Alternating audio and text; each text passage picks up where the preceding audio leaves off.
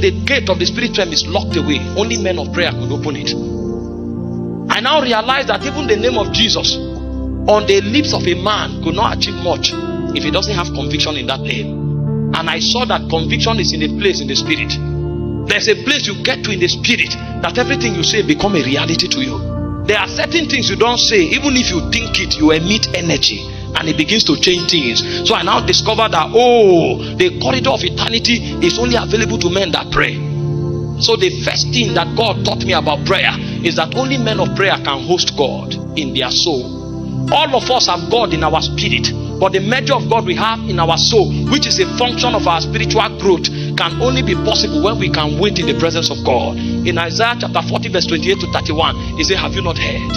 Has it not been said to you that the everlasting God fainted not, neither is he weary? He giveth power to the faint, and unto them that have no might he increaseth strength. He said, even the youth shall be weary, and the young men shall utterly fall. That means in the ranking of mortality, the strongest among mortals are young men. But he said, compared to the immortal monarch of Zion, even the young man is like an epileptic agent. The only way a young man can sustain a stature that is consistent with the dimensions of God is when he masters the technology of downloading God. And he said, they that wait upon the Lord, they mount up with wings like the eagles.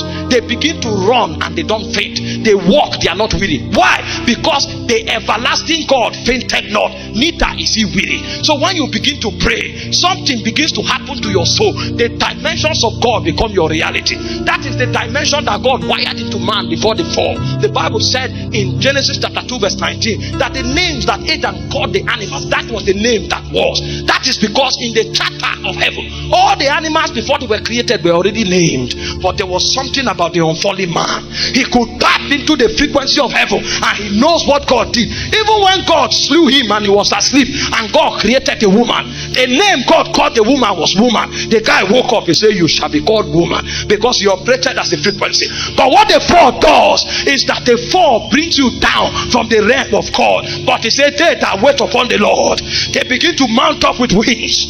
They begin to mount up with wings like the eagles. They run, they are not weary. They walk, they don't faint. What happens is that the immortal dimensions of God begins to enter their chambers. That's when a stammerer can come and speak and the night turns red. The stammerer can come and speak and quails fill the land. The stammerer can show up and say, have no respect unto their prayers. If I be a man of God, a land will open and swallow you up, and even God in heaven will obey the voice of a stammerer. Why? Because there's a download.